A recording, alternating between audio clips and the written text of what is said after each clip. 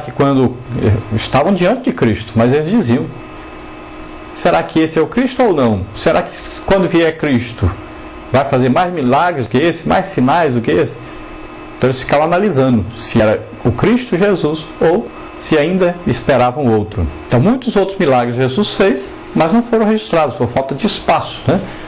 Se pegasse os livros do mundo inteiro, não iam caber para escrever o tanto de coisa que Jesus fez, os milagres que ele fez, tanta coisa que ele falou. Jesus sabia que sem milagre jamais o povo receberia como vindo de Deus. Ele mesmo diz isso em João 4,48. Então Jesus lhe disse: se não virdes sinais e milagres, não crereis. Então os milagres são prova de uma fé genuína também nesse Deus de poder. Você leia Marcos 16, 17, que é importante crer nesses milagres e realizar esses milagres, tendo fé em Deus e fazendo a obra de Deus.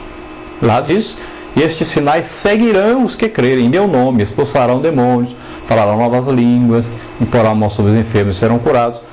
São sinais característicos, milagres daqueles que creem em Jesus como Senhor e Salvador. É natural ao crente que ele faça milagres em nome de Jesus. É natural. Você é filho de Deus, então é natural que Deus realize a sua obra através de você. E realize fazendo também milagres. Então os milagres eram provas irrefutáveis para a confirmação da palavra pregada pelos apóstolos. Veja Marcos 16, 20. Diz: e eles, tendo partido, pregaram por todas as partes, cooperando com eles o Senhor e confirmando a palavra com sinais que se seguiram. Então veja bem que os apóstolos, os discípulos, saíram pregando, ensinando a palavra de Deus. E Deus confirmava os que eles estavam falando, os que estavam ensinando, através de sinais, de milagres que iam seguindo, que iam acontecendo enquanto eles iam pregando. Então é preciso haver uma confirmação. Deus confirma os seus servos, os seus pregadores, os seus ensinadores, através de milagres, de maravilhas, de coisas que Deus realiza. Então Deus cura, Deus liberta, né? Pessoas são batizadas com o Espírito Santo, pessoas são curadas. São manifestações do Espírito Santo confirmando o ensino, a pregação daquele que Deus enviou para fazer isso.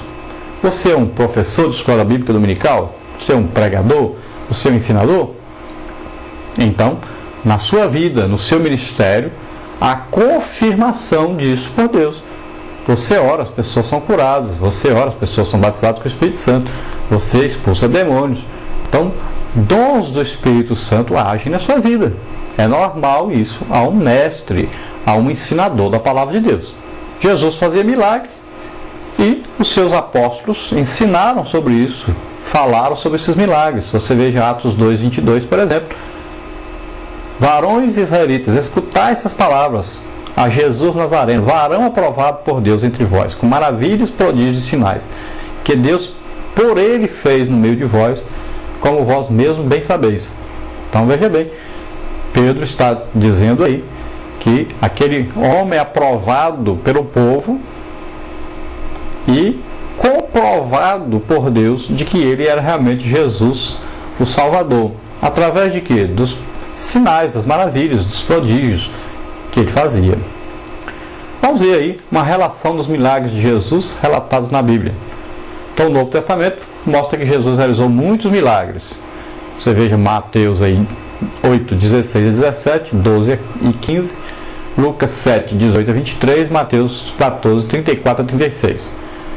Então você vai vendo aí o leproso, um servo de um centurião romano, a sogra de Pedro, 2 gadarenos, um paralítico, uma mulher com hemorragia, 2 cegos, um endemoniado que não podia falar, um homem com a mão atrofiada, um endemoniado cego e mudo, a filha de uma cananeia, um menino endemoniado, 2 cegos, um dos quais Bartimeu, um surdo e gago, um possesso na sinagoga, um cego de Betsaida, uma mulher encurvada, um homem com hidropsia, 10 leprosos, o servo do sumo sacerdote, o filho oficial de Cafarnaum, o inválido à beira do tanque de Betesda, veja o milagre na orelha de Malco,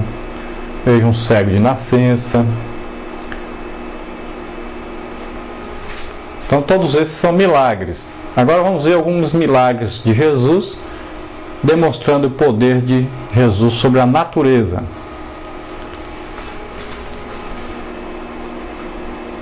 Então aí Jesus acalma a tempestade, Jesus anda sobre as águas, Jesus alimenta 5.000 homens, Jesus depois alimenta 4.000 homens.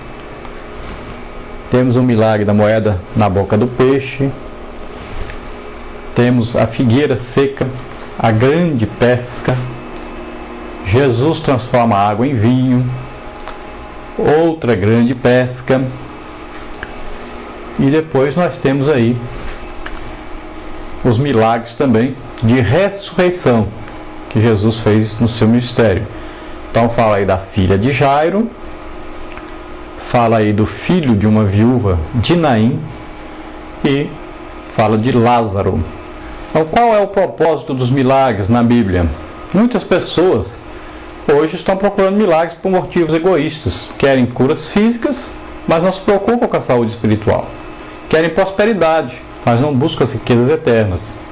Igrejas que enfatizam aí milagres e negligenciam a pregação da palavra de Deus. Estão alimentando então tais apetites. Jesus fortemente condenou atitudes iguais a essas. Veja João 6,26. Porque Jesus e outros servos de Deus realizaram milagres. O movimento pentecostal, que pegou fogo desde o início do século XX, tem dado grande ênfase às experiências das manifestações do Espírito Santo, de uma maneira que os ensinamentos bíblicos são frequentemente esquecidos. Considere então as afirmações bíblicas sobre o propósito dos milagres de Jesus e outros que também foram realizados. Então os milagres provaram a fonte da mensagem. Então você veja o propósito dos milagres, um deles é isso aí. Os milagres provaram a fonte da mensagem, de onde vinha a mensagem. Então quando Deus enviou Moisés ao Egito e ele deu sinais maravilhosos e milagrosos para provar então que a sua mensagem era realmente divina. Você veja Êxodo 4, de 1 a 17, sobre os milagres que Moisés realizou. Já os milagres de Jesus provaram então seu poder para perdoar pecados. Já os milagres de Jesus provaram então seu poder para perdoar pecados. Estude aí o relato de Marcos 2, de 1 a 12, observando especialmente as palavras de Jesus nos versículos 10 e 11. Ora, para que saibais que o Filho do Homem tem sobre a terra autoridade para perdoar pecados, disse ao paralítico, eu te mando, levanta-te, toma o teu leito e vai para... Então ele está dizendo bem claro, para que vocês saibam que eu tenho poder para perdoar pecados. Então ele realizou ali um milagre. O povo entendeu que os sinais introduziriam uma nova doutrina. As pessoas em Cafarnaum perguntaram, que vem a ser isto? Uma nova doutrina? Com autoridade ele ordena aos espíritos imundos e eles lhe obedecem. Marcos 1,27. O Espírito Santo, ele usa com poderes miraculosos os apóstolos para confirmar a palavra que eles pregavam. Veja Marcos aí 16:20, né? Paulo escreveu esses sinais com as credenciais do apostolado. 2 Coríntios 12:12. Então veja bem que ele diz que é a credencial do apostolado, é uma comprovação do seu apostolado, do seu envio por Deus para pregar o Evangelho. Ele diz, os milagres, os sinais comprovam, são as credenciais do apostolado. Assim também, as manifestações do Espírito Santo são comprovação de um ministério. Se você quer ter um ministério na igreja, você precisa da comprovação dos sinais. Deus deve comprovar que realmente Ele está escolhendo, está enviando você. Então é importante você ter isso na sua vida. Alguns anos depois, também, nós vamos ver o autor dos Hebreus, que ele diz que a palavra dos apóstolos foi confirmada junto com o testemunho deles. Através de quê? De sinais, prodígios e vários milagres. Veja Hebreus 2, de 3 a 4. A palavra foi revelada, confirmada e entregue aos santos uma vez por todas. Veja